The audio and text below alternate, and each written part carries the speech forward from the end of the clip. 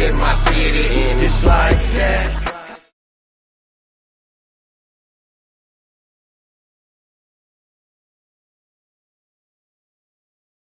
What up, YouTube? It's your man Osh from The Ghost with another episode of Osh Knows. Today I'm going to get into another story, and this will be the story about when I went to prison.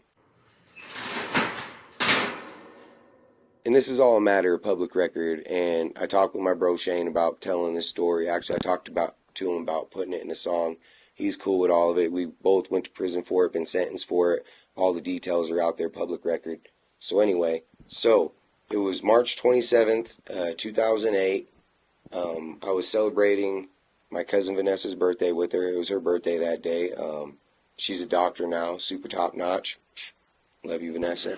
But I was hanging out with my brother, my cousin Vanessa, some of her friends, some of my other family, my cousin Taryn. We were all drinking for her birthday, and the last things I remember was we was in her garage, and my bro Shane, Sugar Shane, kept hitting me up all day, and I'd kind of been putting him off because I was with Vanessa, you know what I mean? So I didn't want to invite extra people to Vanessa's birthday and all that stuff, you know what I mean? I was with my cousin, so that's what I was doing. So anyway, I'd been kind of ignoring his calls all day while I was doing this. Well, at some point, it was almost 2 in the morning. I'd let my brother use my phone, and this is back in the day. I had the Razor 2 Cranberry. So anyway, my brother was using my phone, and he'd answered a call from Shane. Shane called again, so he'd answered a call from him, and all I remember was hearing my brother on the phone with him, like, yeah, bro, come and get us. We got your back. Come and get us. We got your back. So he gets off the phone with him. I'm like, what's that? He's like, oh, Shane's going to come get us. The homie got jumped, his brother-in-law, so he needs us to roll with him to go pick him up just in case. So I'm like, all right, cool, yeah, we're just rolling with it. It ain't no big deal. So anyway, Shane shows up. He's wasted, comes in. I take him right out because, just how drunk he is just, offsetting the mood of the party, you know what I mean? And I didn't want to ruin my cousin's birthday. So me and my brother take him out to the car. He's, staggering hella. I wasn't drinking that night. I think I had been taking pills. I had a broken collarbone that I was coming off of not that long before that. So I'd been taking pills, and so I was a little mellow. I wouldn't say high, but I definitely wasn't drunk. So anyway, point of the story is I end up driving. Our directions, if you're familiar with Casper, our directions were it's in Evansville in a trailer. So, and this is 2008. So the first thing that I think in my head is Evansville and trailer is the Aspen Trailer Court, and these were terrible. If you ain't ever seen them before, you ain't missing nothing. It's the epitome of trailer park America. So anyway, we're rolling through there. We see a description that we was given, a bunch of people outside. So we're like, okay, well, this must be the place. I tell my bro Shane, yo, hop out, ask if this is the place. I'm going to ask this dude right here. So there's this dude standing outside of my door. I roll down my window, and I'm like, hey, bro, you guys know some dude named got jumped here?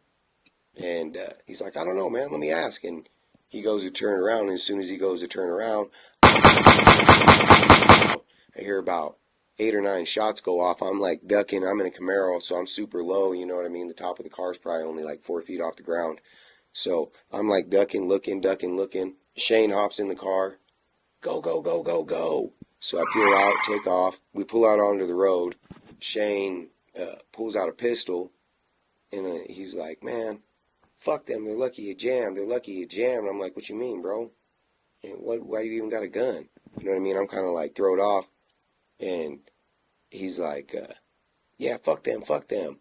And so I'm like, bro, we're supposed to be come picking the homie up. You know what I mean? That's it. He's like, fuck them. Turn around and go back. I'm like, man, fool, I ain't going back. He fucking cocks his shit. I'm going to turn out the windshield right next to me. Boom, turn around and go back. And if you know Shane, back in the day, still to this day, he's not someone you want to fuck with. You know what I mean? So if he tells you something and he's serious, you probably want to pay attention. You know what I mean? So, boom, I hit. There's a second entrance into this trailer park. I hit it, pull in there. I pull back around, going a little bit faster, you know what I mean? Hoping I could deter him from you know, doing something crazy or whatever. And as we're rolling by, there's nobody outside. There's one dude on the porch, and he's yelling. Well, as I'm rolling by, Shane hits it. Boom, sticks his arm out the window. Starts letting off again. He hit the dude. So at this point, he shot 2 people. The first guy that he shot was the guy that I was talking to outside my window. As soon as I'd say, hey, bro, do you know if some dude named blah, blah, blah got jumped here? He's like, I don't know, let me see. And he turns around. He got shot. He got shot in the ass. He fell down. Shane hops in the car. We took off. So now fast forward to this one. The dude standing on the porch, and he's yelling at us. He obviously recognizes the car coming by. And Shane lets off on him and gets him. Hit him in the stomach. So we leave, and this time I'm like, man, fuck this. Like, regardless of what this fool says or whatever, like, we got to get the fuck out of here. Like, this ain't even supposed to be what's happening, you know what I mean? Like, the homie's incoherent. Not to mention my brother, the whole time after we got in the car with Shane, my brother fell asleep. He was in the back seat sleeping until the shots started going off, and then he woke up. But if you know my brother, this fool, cool as a cucumber, like, literally. Just like that the whole time. And the whole time, like, didn't even say nothing, just stoic, you know what I mean? So anyway, I peel out, we're gone, I'm leaving out, there's a back way out, I go across, I go all the way through all these neighborhoods. I live kind of by downtown, and so in my head, that's like the general direction I was headed. So I almost get to downtown, crossing McKinley Street and on C going across in McKinley. So I'm at the stop sign. A cop goes by on McKinley. It's like 2-something in the morning. There ain't no other cars out, you know what I mean? Cop goes by. I'm like, fuck, here we go. I go for my stop sign, and he's going the opposite way. I'm going this way. And like almost right when I can't see him no more, I see him hit his brake light, so I punch it. Boom! This weak-ass Camaro had no balls. We was going probably, I don't know, maybe, I don't know, my foot on the floor, probably going about 35 miles an hour in like a block. Maybe in 2 blocks we was going maybe 40. But in those 2 blocks, he had caught us. So he was probably 2 blocks up before he turned around, came, hit the corner, and then 2 blocks up on us. Like that. Them cop cars ain't no punk. Don't even fuck with it, because they ain't no punk. So anyway, he has us like this. So we're on a high-speed chase down C Street towards downtown, and I'm flooring it. So by the time we hit like Beach, there's like it goes up like that and then flattens out again. We hit that going about like 50, a hair airborne, you know what I mean? We didn't like Fast and the Furious fly in the air and shit, but we was off the ground in that little Camaro. Right after that's a corner, it's Beach Street. So I hit the corner going about 40. And then there's these apartments about half a block up called the Beach Street Apartments. And in my head, like trying to map it all out as I'm running from the cop, and just being a kid and growing up and walking around this area and knowing the area, I was trying to map it out, and I didn't know that there was a fence on the back of these apartments. So I pulled into the apartments. In my head, I was going to go through and hit the alley and get like closer to my apartments where I was trying to go. And there was a fence on the back of this shit. So I tell Shane and Shy, like, yo, I'm running. Boom, it was automatic. I threw that bitch in park. And if anybody's ever been in gear in going at a high speed and throw your car in park, you're going to fuck up your transmission. It was ugly as shit. So we're going about probably like 25 when I throw it in park, and it's like sliding to a stop. I throw the door open, boom, throw the door open, take off running. I bail out the driver's side. Shane bails out the passenger side, and Shy's in the back seat, so he has to open up the back seat, like push it forward, and then get out and run. So we all get out and run. I run this way towards downtown, towards where I lived at. Shane runs towards Northside and jumps the train tracks and goes towards Northside where he lived at. And Shy follows me. So Shy's about a quarter block behind me. I'm going. Shy's right behind me. The cop is literally on Shy's heels, like reaching for Shy and just barely not being able to get him, you know what I mean? Like almost stepping on his feet when they're running so close together. So Shy runs out his shoes, and I'm not sure if that's what made him stumble, but something made him slow up a little bit to where the cop got his ass, pushed him down all ugly, road rashed his whole face and shit. They're handcuffing him. I'm running through the alley still, like, so we're running through an alley. I cross A Street. In that alley right there is where the Center Point Apartments are at now. Back then it used to be the Star Apartments, and then there was a drive-through Hilltop Bank right there. So I was boxed in this alley between the apartments and the bank, and I didn't have nowhere to go. So there was like 5 dumpsters in the alley, you know what I mean? So it was just pick one and hope for the best at that point, because I was caught, you know what I mean? They had my brother right there. The other cops was coming the other side. You could see the lights on the wall and shit. They had me. So I jumped in the dumpster. I could hear him yelling, "He's in the dumpster, he's in the dumpster, he's in the dumpster." And my luck, I jump in the dumpster, there's nothing in it. It's like a brand new, there's never been a piece of trash ever in this dumpster once. There's not a newspaper or a cardboard box for me to hide under, you know what I mean? So I'm laying in the bottom of this empty, brand new dumpster, just sitting there. Cops run up, like 3 of them run up, boom, guns out. "Show me your hands, show me your hands, show me your hands," you know what I mean? And I'm not new to this, so I put both my hands up high as I could, like, I don't got nothing, I don't got nothing. One cop grabbed each wrist. These motherfuckers slingshotted me out of the dumpster onto my face. Landed there all ugly. I don't know if you can see it. Let's see.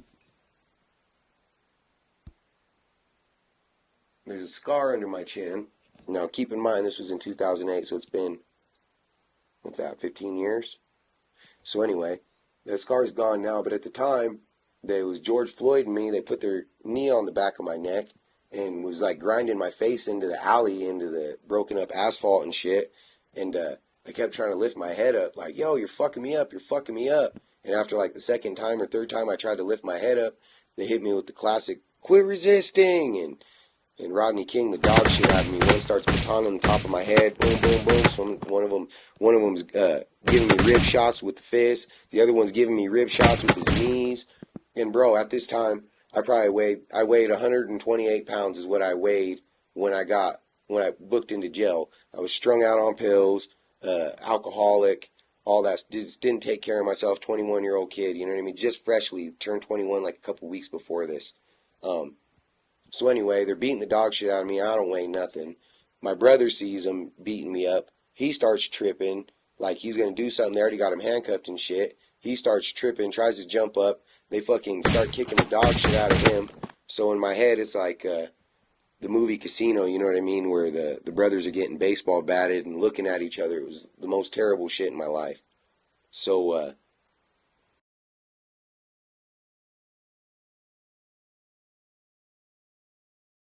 they arrest us, take us down to the police station. They're interrogating us. They put us, there's rooms in the base. I don't even know if it's in the basement, but I'm assuming it's in the basement. We went down an elevator, but it's like at the end of a hall, like a cul-de-sac for rooms, you know what I mean? At the end of this hallway, there's like 4 or 5 rooms set up, and the doors are all kind of facing each other. So all of us are in one of these rooms. There's 3 of us, and my brother starts yelling at me, "O'Shea, I love you. I love you. I will never Curtis." And I was trying to play it cool, so I was like laying down on the floor, like trying to play it cool till I heard my brother yelling. And I get up and I start yelling at him, "I will never Curtis neither. I will never Curtis neither." And I want Curtis is what we used to call snitching. I'm not gonna break it down. Maybe some other time. If you guys get in the comments and you want to know what Curtising is, I'll let you know. But we just keep it simple and short. We're yelling this back and forth at each other. They came in, face swabbed us for gunpowder, our hands, our faces, interrogated us all. I made up a whole ass story, said I was walking down the alley and the cops was chasing somebody else, and so I took off running, and they caught me, and then they asked me, "Well, why did you run if you didn't do nothing?" And I said, "Because the cops were chasing me," and fucking, so yeah, they didn't take me serious. They fucking went and locked my ass up. My brother didn't say shit, told him fuck off. Shane just kept asking them what they knew. They take us to jail. Shane bonds out. They raised my bond on me twice from 100,000 was what it was initially set at. They raised it from that to 115,000 because I asked for a reduction, said I couldn't pay that, so they raised it on me. For my 2 misdemeanor courts, they raised it on me again. So I didn't bond out, and plus I was on probation out of Colorado, so I couldn't have bonded out anyways. But Shane got out. I sat in the county for about 10 months, fought my shit. My plea deal ended up being a cold plea. The DA was trying to give me 10 to 15. My lawyer was arguing for 3 to 5 with boot camp because I was still young. Granted, I'd been in trouble and had multiple felonies, but she was trying to give me boot camp because I had never done the boot camp program. So the judge gave me a 4 to 7 with no boot camp as accessory to aiding and abetting aggravated assault.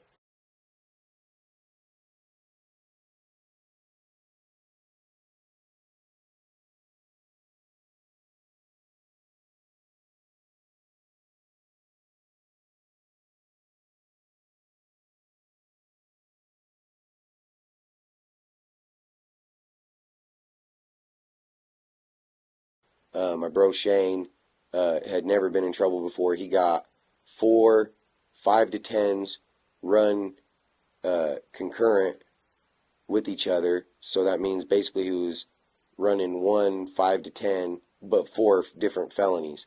But he got boot camp. He got a boot camp recommendation because he'd never been in trouble. Went to the county after sentencing, or went to the fish tank in the joint. Went to boot camp, got out, went to the halfway house, and about the time I'm getting paroled out, I got denied my first 2 paroles in prison. I was a knucklehead, to say the least. So I got denied my first 2 paroles in prison. By the time I got out, he was doing good in life. He was a boss at this company. He had hired me, got me paid, got me benefits, and he was doing good. But he got off probation because after he got out of boot camp, they give you a sentence reduction, and since he didn't go to prison, he wasn't on parole, he was on probation. He got 5 years probation. 2 months after I got out the joint, he gets off probation. I still had 2 more years of parole. And I did every day of that 4 to 7 years in prison and the rest of after I got out on parole. So, needless to say, I'm still cool with my bro Shane. My brother Shy, he's my brother. Still see him every day. It's my brother, he lives with me. So, we've been through some shit, we've been through some life. You know what I mean? I got lots more stories. That's kind of just the gist of it. There was a lot more to it than that, but that's the shortened version. One of the victims, I don't like to call him that, one of the guys who got shot, his name was Dion. I'm cool with Dion to this day. You know, I met him, we talked about it, you know, so everything's hashed out in that sense. It was all a super misunderstanding. None of it was supposed to happen. My bro Shane, the next Monday when we went to court, because it happened on the weekend when we went to court, me and my brother had to refresh him in the holding cell to go to court. He didn't even know what happened. So we kind of had to fill him in on what had happened, and he was sorry and all this and this and this. My brother, he got interference and eluding for running from the cops. And it was like 6 months or some dumb shit. And after the high-speed chase when he ran, that's what his charges were. Mine was aiding and abetting aggravated assault for being the driver. Shane got aggravated assaults, and that's how it went. But to this day, we're all family men. We all see our kids every day. We're all working men. We all support and take care of our families. We see and know and still communicate with each other. Shane's my brother. You know what I mean? I could never be salty at him for putting myself in that situation in the first place. And then when I got out, he gave me my first job when I got out, and that gave me a chance to do better. And when I went in prison, I took it as kind of like a Buddhist monk retreat to get my mind right. You know what I mean? Because I wasn't right before that. I had no guidance. I was a drunk. I was a drug addict. You know what I mean? I was a douchebag to my girlfriend. All the bad shit. I was all that shit. Gang banging, fighting, everything you could think of. All the bad shit. I was that.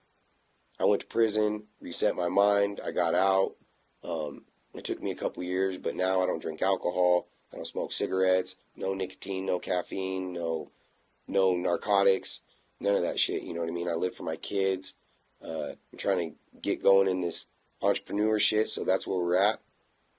And so the moral of the story is, watch where you put yourself in your situation, but always be accountable when you do put yourself in that situation, and always make the best out of it. Oath from the Ghost, out.